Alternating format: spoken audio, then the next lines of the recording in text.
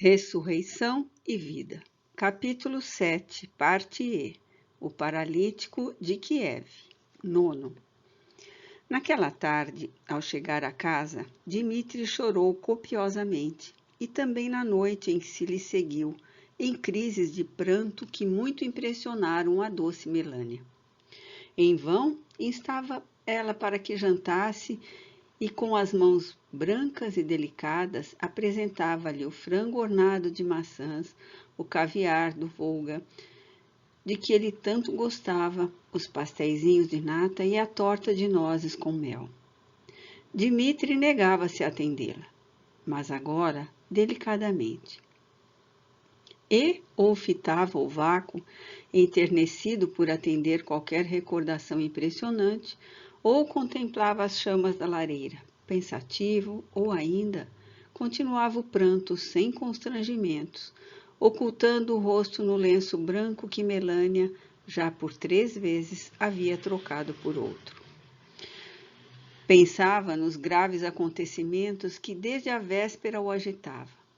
Pensava em Peters, que, com uma singela frase de censura, desvendara um mundo novo para ele. O meu irmão mais velho também é paralítico, ainda em piores condições do que o Barini. E, no entanto, é resignado e paciente, não responde mal a ninguém. Pensava em Ivan, o irmão de Peters, estirado num leito pobre, sem sequer poder movimentar as mãos, aos 20 anos, atencioso e meigo, afetuoso e feliz na sua desventura. Lembrava Tito Jerkov, o mendigo paralítico e cego, a quem somente a caridade de alguns poucos corações servia na sua miséria, mas risonho e certo do amparo paternal do céu, que até ele descia por mãos prestativas daqueles que lhe iam lavar o corpo e trocar os trapos servidos, que lhe levavam alimento, varriam a casa, acendiam o fogo para que não morresse de frio quando a temperatura descia além dos 20 graus. Também esse se confessava feliz e entendia de nada mais necessitar. Recordava depois o desgraçado Elias Peterov, inteiramente paralítico, cego, surdo e mudo, pobre criatura passiva, sem vontades nem defesa, que nem poderia emitir uma queixa se um inseto picasse ou se a fome ou o frio o torturassem. Elias, servido por aquela mãe odiosa, que o insultava por sua mesma desgraça, sem qualquer sentimento de compaixão. E, finalmente, Kozlovsky, o leproso filósofo, em quem pensava ainda mais intensamente que nos outros. Kozlovsky, a super-humana desgraça iluminada pelo clarão da revelação celeste, que dele fazia o paciente mártir de si mesmo. E também Karl, o anjo bom de Kozlovsky. Alma angelical, culta, num corpo disforme, qual essência preciosa em frasco sórdido, Cirineu incomparável, ainda maior que o de Jerusalém, daquele calvário inédito em que ele, Dmitri Dolgorukov, nem mesmo em pesadelos conceberia. E também lembrava Ivan IV, o terrível, as esposas que ele estrangulara com as próprias mãos, os súditos chicoteados por sua ordem até que caíssem esvaídos pelo sangue que escorria das múltiplas feridas abertas em seus corpos pelos azorragues do carrasco, e os assassínios que cometera por 100 formas diferentes, e o Fausto que se rodeara, sombrio e cruel, no seu imenso palácio de Moscou, de onde irradiava a tirania para a Santa Rússia inteira. Ó Kozlovsky, nossa nova forma terrestre expiatória, como ele próprio afirmara, de Ivan IV, chamado o Terrível por seus súditos, e a posteridade de cujos feitos tenebrosos tantas vezes o professor de história russa o havia interrogado durante as lições cotidianas na infância. Ivan Kozlovich seria mesmo? Por que duvidaria ele? Pois não seria essa revelação súbita, original, formidanda, a explicação racional de tantas e tão grandes desgraças observadas sobre a Terra? O ineditismo da revelação, a estupefação da lógica, a vertigem do raciocínio e a profundidade da análise segredavam à sua consciência que sim, era verdade, era tudo verdade. E ele, Dmitri Stepanovich, conde Dolgorukov, também doente, mas rico e poderoso, servido por um anjo lindo e paciente como aquela donzela que ali estava solícita junto dele, tentando reanimá-lo, era o único inconformado com a própria situação, vivendo a blasfemar contra a providência. Ele, Dmitri, cercado de fausto e riquezas, rodeado de servos e frontes submissas, enquanto aqueles a quem visitara se rodeavam de desconforto e miséria. Era o único e resignado, que esquecera Deus e não reconhecia em torno de si próprio as bênçãos consoladoras que o céu lhe enviava diariamente como recompensa feliz às desditas de enfermo irremediável. E pensava até na esposa de Kozlovsky, cuja alma, em desatinos tenebrosos, padecia a jungida companhia do esposo monstruoso, sem se poder afastar daquela casa, onde ao seu lado vivera e de quem se desejara libertar por meio das escapadas enganosas do suicídio. E por tudo isso chorava. Chorava de compaixão por aqueles a quem visitara. Chorava de arrependimento por jamais haver cogitado da possibilidade de existirem desgraçados em piores condições que a dele. Chorava de remorsos pelas blasfêmias que proferira desde que se reconhecera enfermo, pelo desamor com que considerara até ali todos que o serviam e tudo quanto possuía e participava da sua existência. E somente adormeceu pela madrugada, ainda ao pé da lareira, reclinado no seio amigo de Melina, que o embalava ternamente como teria feito sua própria mãe, enquanto, nas galhadas dos pinheiros e dos álamos, as primeiras neves do inverno se avolumavam, branquejando o parque. 10º. Na manhã seguinte, sem haver repousado suficientemente, despertara na sua cadeira de rodas, muito surpreendido por se ver reclinado sobre o seio de Melânia, que desde a véspera se sentara junto dele, procurando confortá-lo ao vê-lo a chorar tantas vezes.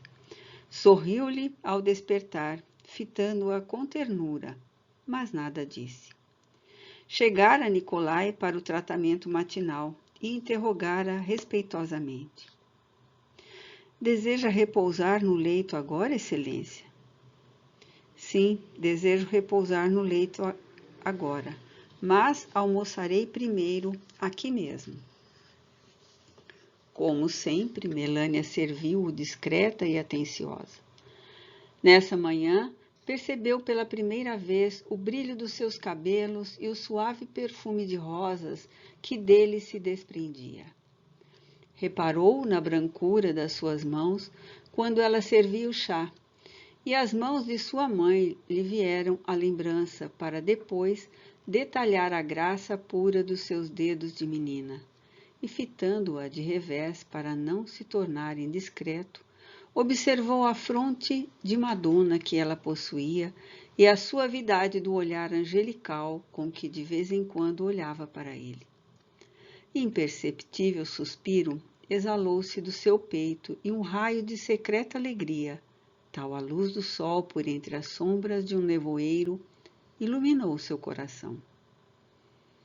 Após o almoço, disse a Nicolai que insistia para que ele repousasse no leito. Manda chamar Fedor Fedorovitch, nosso intendente. Este apareceu 1 hora depois, desculpando-se pela demora, pois não estava em casa ao chegar até lá o recado, e receoso de que a entrevista se prendesse ao triste caso do feno, do centeio e da alfafa exportados para a Suécia. Preparava-se, portanto, para mais um episódio crítico na sua história de intendente da mansão do Parque Azul. No entanto, Mitya não parecia sequer lembrar-se do feno, do centeio, da alfafa e da Suíça, pois não os mencionou durante a demorada palestra com seu mugi. Mandou-o sentar-se à sua frente, ofereceu-lhe um copo de chá bem quente no seu samovar de prata e disse: Ontem visitei Elias Peterov e o leproso Kozlovsky. Eu soube, excelência. Em 10 verstas ao derredor daqui não se fala em outra coisa, e também das visitas a Tito Gerkov e a meu filho Ivan anteontem. Resolvi ajudar a todos eles quando seja possível, pois que são doentes, e chamei-te para nos entendermos. Sou todo ouvidos, Barini. Providencia, Fedor Fedorovitch, para que a casa do leproso Kozlovsky seja reparada. Ou melhor, não. Aquela casa fornece ao desgraçado recordações muito dolorosas. Desejo que se erga outra casa para ele em nossas terras, mais perto daqui, para me facilitar as visitas que lhe farei, com jardins e o conforto necessário. Mas tudo isso com a máxima urgência. Enquanto não se constrói a casa, será necessário reparar a lareira e tirar as goteiras daquela onde mora, e também que ele e o seu enfermeiro não sofram quaisquer privações. Trata de tudo hoje mesmo, Fedor Fedorovitch. Tratarei de tudo hoje mesmo, excelência. Providencia 2 servos de nossas terras para viverem na isbá de Elias Peterov e manda renová-la. Que os tais servos cultivem as terras que lhe darei. Que tratem do Elias como enfermeiros, como se fora um hospital. Serão gratificados. E que um médico de Kiev o assista para o tratamento necessário. Providenciarei, excelência. A isbá de Tito Gerkov deverá igualmente ser reparada. Um de nossos servos, que tenha pequena família, habitará com ele, a fim de assisti-lo, e também receberá recompensas. Há 1 ou 2 desiatines ali de sua antiga propriedade. Juntarei mais umas 2 ou 3 para ele, que sejam cultivadas pela família que for para lá, e o produto seja concedido ao cultivador, porque Tito, de hoje em diante, será mantido a expensas desta mansão, e que o médico que visitar Elias o visite também. Será obedecido, Barini. Quanto ao teu filho, o Ivan, o coração do intendente precipitou-se e seus olhos perscrutadores cravaram-se no rosto de Dmitri, que falava emocionado e com os olhos baixos, fitando nas tábuas do soalho. Irá para a Alemanha ou a França, a fim de se submeter a um tratamento eficiente. Ele ainda é jovem e poderá recuperar-se, quem sabe. Providencia isso também, Fedor. Eu custearei tudo. Se quiseres, poderás acompanhá-lo, desde que nomeis substituto para a nossa intendência. O intendente levantou-se meio atordoado. Estava pálido e trêmulo. Não compreendia o que se passava com o amo. Procurou agradecer com efusão e veemência, mas não conseguiu. Procurou beijar-lhe a mão, mas Dmitri furtou-se ao ato. E como o servo não encontrava frases com que expressar a estupefação de que se sentia invadido, o conde fê-lo sentar-se novamente e, chamando Nikolai, continuou. O inverno apenas principia. Há tempo para muita coisa, antes que desça definitivamente. E antes que se acumule a neve pelas estradas, arrumarás nossas malas e a caleça grande para a longa viagem. Iremos a São Petersburgo. E voltando-se para Melânia, que se conservava a um canto da sala, ocupando-se com seus bordados, acrescentou para surpreendê-la: Irás comigo, mãezinha. Já não me será possível passar sem a tua companhia. Por esse tempo, em vários países da Europa, e principalmente na Inglaterra e nos Estados Unidos da América do Norte, vigoroso movimento de investigações a respeito das almas dos mortos, a possibilidade de concretizá-las em personalidades visíveis e palpáveis, examiná-las, perscrutando sua natureza e com elas trocando conversações variadas, alastrava-se em quase todos os meios sociais. Ilustres sábios, cientistas, filósofos, poetas e escritores dedicavam as melhores forças do coração e todas as potências do cérebro às investigações sobre a ciência transcendente que tais triunfos permitiria, pondo-se a campo a fim de examinarem o assunto. Era verdade que muitos, se não a maioria, entregando-se às investigações com má vontade, já de antemão afirmando tratar-se de utopia indignas das academias. Utopia que só se permitiam estudar no intuito de derruir teorias que julgavam falsas e desmascarar embustes. Não estavam à altura do grande certame, por faltar-lhes sinceridade e isenção de ânimos propícios ao caso, e examinavam os fenômenos transcendentes com a displicência com que assistiriam a uma corrida de cavalos ou a mascarada da ópera. Mas outros eram efetivamente estudiosos, sinceros pesquisadores, afeitos aos severos princípios do exame e da análise, destituídos dos terríveis preconceitos científicos que costumam repelir a verdade quando não encontram nos limites dos seus institutos.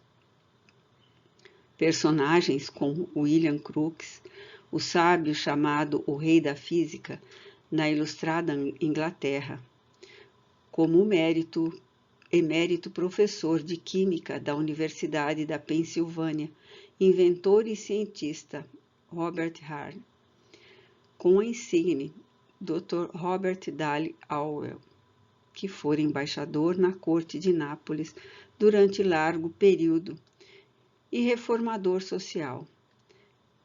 E mais o célebre juiz Edmunds, presidente do Senado americano, todos dos Estados Unidos da América do Norte, como Eugênio Nus, ilustre escritor, e Camille Flammarion, não menos ilustre astrônomo da França. Gênios da literatura como Victor Hugo e Victorien Sardou, renomado dramaturgo também da França, e tantos outros pensadores conhecidos no mundo inteiro pelo seu grande valor moral e intelectual. Tantos que não poderíamos nomeá-los a todos, além de Allan Kardec e seus discípulos, já haviam atirado ao mundo o resultado das suas investigações, depois de perseverantes pesquisas e labores exaustivos, afirmando que não somente a alma era imortal, fato que o próprio homem sente em si mesmo, a sós com o raciocínio, a meditação e a consciência, sem necessidade do concurso da ciência e da religião para se convencer, que não somente a alma era imortal, como até poderia tornar-se visível e palpável, indo ao assombro de se permitir fotografar pela objetiva comum, sem processos especiais como qualquer pessoa. Falar, escrever e conversar com os homens, conceder-lhes conselhos consoladores ou prudentes, orientá-los no cumprimento do dever, ou oferecer-lhes belas páginas literárias em prosa ou verso, por processos singelos, ao alcance de qualquer que se dispusesse a enfrentar os fenômenos com seriedade e circunspecção. Na Inglaterra ainda, copioso noticiário a respeito existia já em livros, arquivos e edições particulares, como de sociedades e clubes de investigações. Na França, Allan Kardec, que recentemente falecera, 1869, deixara a célebre coleção de obras que deveriam imortalizá-lo como genial codificador dos ensinamentos ou revelações espirituais, a que ele próprio denominara Espiritismo. Obras que tantos conhecimentos, tantas consolações e esperanças deverão ainda espalhar pelos 4 cantos do mundo, revelando um código inteiramente decalcado nos mais adiantados princípios de moral e tão alicerçado nos fatos positivos da ciência que nenhum acadêmico e nenhum filósofo conseguirão refutá-lo à luz da razão, da lógica ou da própria ciência. Até a Rússia já havia chegado, bem antes do ano de 1875, o eco retumbante dessa grandiosa revelação espírita, por meio da personalidade veneranda de um sábio, Alexander Aksakov, cujo coração liberal e alma bondosa se esforçavam por vencer o supersticioso preconceito da religião ortodoxa dos seus compatriotas, como a aspereza dos intelectuais e cientistas, a fim de popularizar a grande verdade que se apresentava ao mundo, como iniciando o preparo de uma nova época de conhecimentos para a humanidade. E na Alemanha, outro ilustre sábio, o grande físico Frederico Feynman, partindo em apoio dos esforços de Aksakov, arrastara para o movimento singular outros nomes ilustres da ciência, e também pensadores, portadores de nobres qualidades de coração, formando todos vigorosa corrente de verdadeiros iniciados do psiquismo moderno, resistindo resolutos aos ataques e controvérsias de sábios ateus e materialistas, cujo orgulho não permitiria que se destruíssem as opiniões muito pessoais que haviam adotado na jactância de se considerarem a si mesmos, como também o próximo, meros animais, cujo destino, iniciado no berço, se confundiria na lama do túmulo. A França, porém, pois que, apesar da volubilidade que a caracterizava, ela parece ser o berço ainda hoje de todas as ideias grandiosas que a Terra há merecido da criação suprema.